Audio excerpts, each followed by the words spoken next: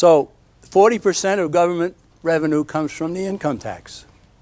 If the income tax were abolished today, government spending would revert all the way back to only to 1997. You can see how fast the government is growing, how much greater the spending is, and so forth. Now there are people who say abolish the income tax. And I say abolishing it without reducing a great deal of government spending would only bring more debt, more inflation, or both. I wouldn't want that. I want to abolish the income tax. But I want a corresponding cutting back of government agencies. Which ones? Well, let's start with foreign aid. And then let's Department of Education and Housing and Welfare and Medicine and Transportation and so on and so on and so on. Get back to states. States running their affairs. And yeah, there will be some states that will blow it, but there was competition amongst the states. One of the pieces of brilliance of the Founding Fathers set up competition among the states to be the best state, the one way you'd want to come and raise your family and start a business and so forth.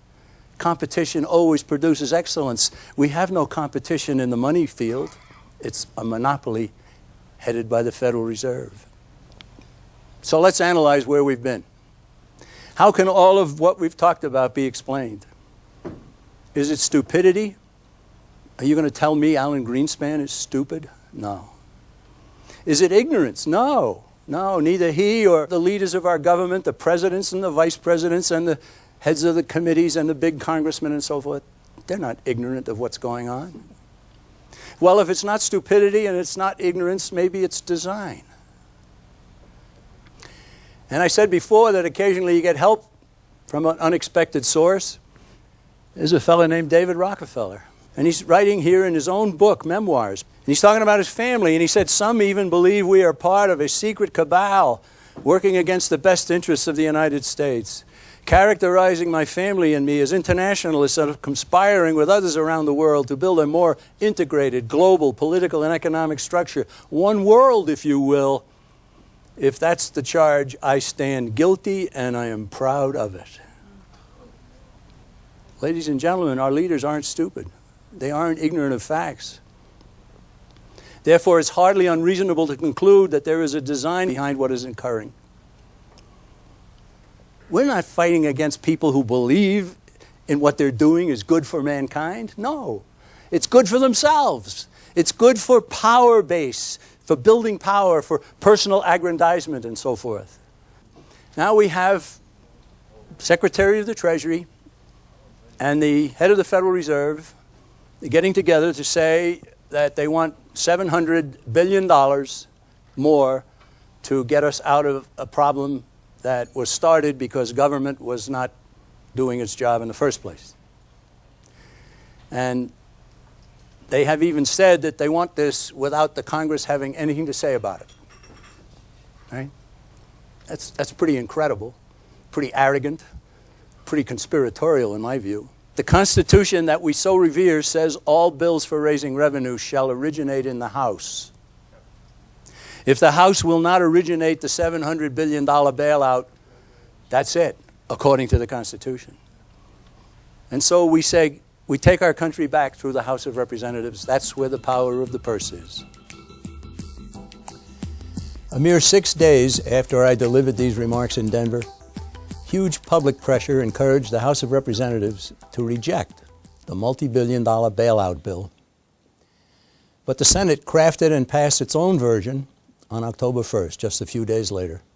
The original 3-page bill had ballooned to some 400 pages with $150 billion added.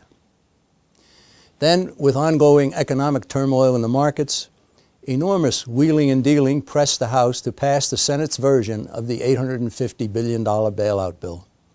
They called it the Emergency Economic Stabilization Act of 2008. The House did so on October 3rd.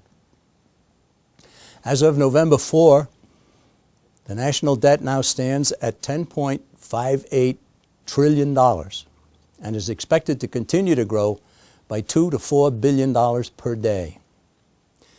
2 weeks after Congress passed the bill, British Prime Minister Gordon Brown penned an op-ed piece in the Washington Post stating that global problems we face require global solutions.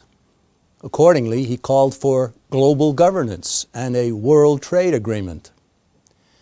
Brown reflected positively on the accomplishments of American and European visionaries who built a new international economic order. That's the New World Order. Now he and leaders of other nations are calling for the boldest of global cooperation to create rules for our new global economy.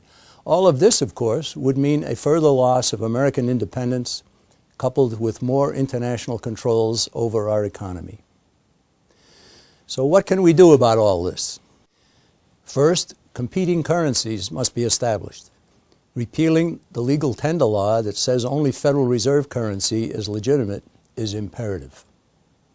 With its monopoly status, the Fed has been able to inflate the currency at will, debasing its value and robbing the poor and middle class of their savings, purchasing power, and investments.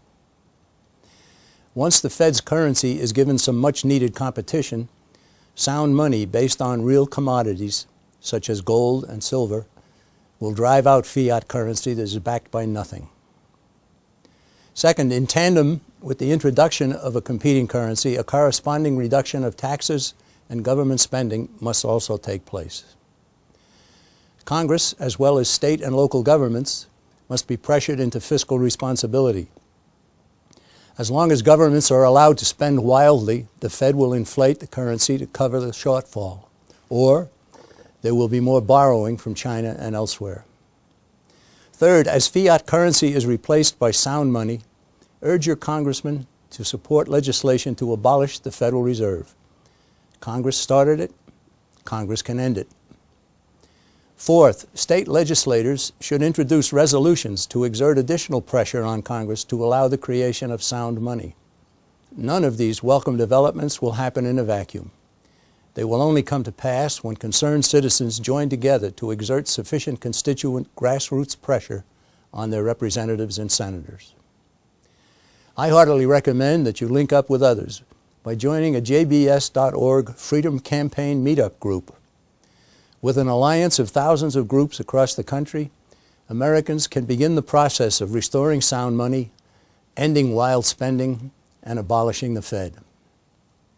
We also invite all of those viewing this program to go to jbs.org and become a free online member of our society.